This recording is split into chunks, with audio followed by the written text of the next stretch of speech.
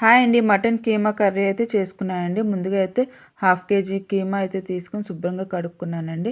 ఇప్పుడు stove on చేసుకొని బాండీ పెట్టుకొని 2 చిటికెల నూనె అయితే వేసుకొని 2 టమాటాలు, ఒక ఉల్లిపాయ, 4 పచ్చిమిర్చి, కొంచెం కరివేపాకు, స్పూన్ ఉప్పు అయితే వేసుకొని బాగా వేగనిచ్చుకున్నానండి. వేగిపోయాక 2 స్పూన్ల అల్లం వెల్లుల్లి పేస్ట్ కూడా వేసుకొని పచ్చివాసన పోయే వరకు వేపుకున్నానండి. ఇప్పుడు స్పూన్ పసుపు కూడా వేసుకొని బాగా వేగిపోయాక కడిగి పెట్టుకున్న కీమా కూడా వేసుకొని బాగా కలిపేసుకున్నానండి. ఇప్పుడు కాసేపు మూత పెట్టుకొని కీమాలోంచి వచ్చే నీరుతోటి ఉడకబెట్టేసుకున్నానండి.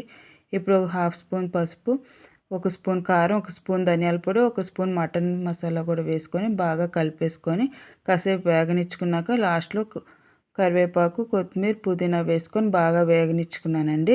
అంతేనండి, చాలా టేస్టీగా ఉండే మటన్ కీమా కర్రీ అయితే రెడీ అయిపోయిందండి. ఇది చపాతీలోకి కానీ వైట్ రైస్లోకి కానీ చాలా బాగుంటుంది. ప్లీజ్ వీడియో కనుక నచ్చితే లైక్ చేయండి, సబ్స్క్రైబ్ చేసుకోవడం మాత్రం మర్చిపోకండి.